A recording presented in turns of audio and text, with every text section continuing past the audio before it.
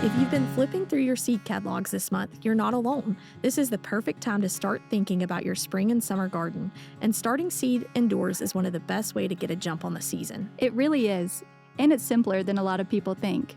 A single seed packet can give you dozens of plants for a fraction of what you'd pay for transplants at the nursery. Today we're going to walk you through the basics, what you need, how to plant, and how to take care of your seedlings until they're ready to go outside. So the first step is actually not planting, it's planning. You want to figure out what you're growing and when to start. Your seed packet is your best friend here. It tells you planting dates, how deep to sow, how long until germination, and whether a crop does better started indoors or planted straight into the garden. And timing matters. Most seeds should be started indoors about 6 to 8 weeks before your last expected frost date. Here in Georgia, that's roughly mid-April. So late February through early March is the sweet spot for crops like tomatoes and peppers. UGA Extension's vegetable planting chart can help you dial in the timing for your specific part of the state. We'll link to that in the description. Now, not every vegetable likes being started indoors and then moved. Some do great with transplanting. These include tomatoes, peppers, broccoli, cabbage, lettuce, kale, and collards.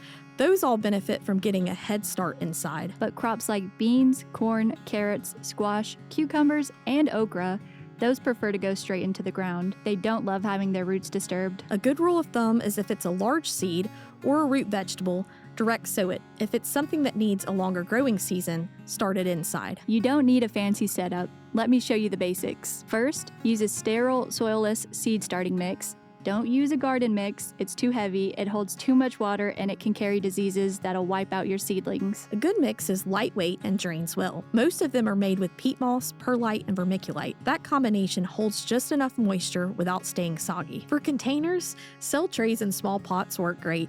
You can even use clean, recycled containers. Just make sure they have drainage holes. If you're reusing anything, sanitize it first with a diluted bleach solution. And label everything. I know it seems like you'll remember what you planted where, but trust me, most seedlings look identical when they first come up. Let's plant some seeds. I'm going to fill these cells with a mix that I've already moistened. You want it damp, but not dripping. For planting depth, a good rule of thumb from Bob Westerfield at UGA Extension is to plant seeds about twice as deep as their size. So a bigger seed like a tomato goes a little deeper, where a tiny seed like lettuce barely gets covered at all. Just press it onto the surface. And when you water, be gentle. A spray bottle works great for this. You want to keep the mix evenly moist without washing the seeds around or compacting everything. A humidity dome or even some plastic wrap over the top helps hold in moisture while seeds are germinating. Once you see green poking through, take the cover off so air can circulate. And warmth helps too. Most vegetable seeds germinate best when the soil is between 65 and 75 degrees. A seedling mat under your trays can make a big difference, especially if your house runs cool. Once your seedlings are up, the next few weeks are really important. They need consistent moisture, you need to check them daily, and especially when they're under lights or on a heat mat. And speaking of light, this is where a lot of people run into trouble. A windowsill might seem like enough, but seedlings really need 14 to 16 hours of good light. Without it, they get tall and leggy, stretching towards the window instead of growing stocky and strong. Grow lights positioned 2 to 3 inches above the seedlings make all the difference. Just raise the light as they grow. Once you see the second pair of leaves, also referred to as cotyledons or true leaves, you can begin feeding with a half-strength liquid fertilizer every couple of weeks. And if things get crowded, don't be afraid to thin.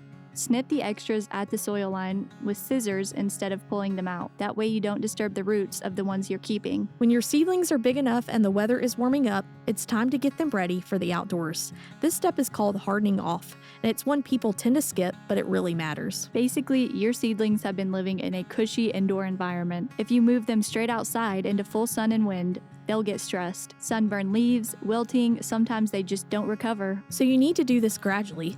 Start by setting them outside in a shady, sheltered spot for a few hours. Over 7 to 14 days, gradually increase their time in the direct sun and exposure to the elements.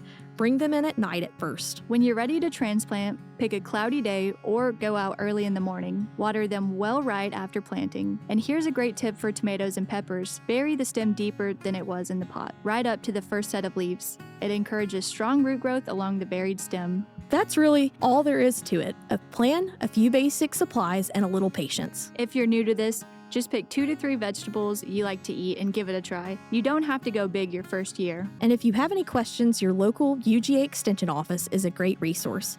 We've also linked some helpful publications in the description, including the full planting chart and our seed starting guide. Happy planting, everyone! Get growing!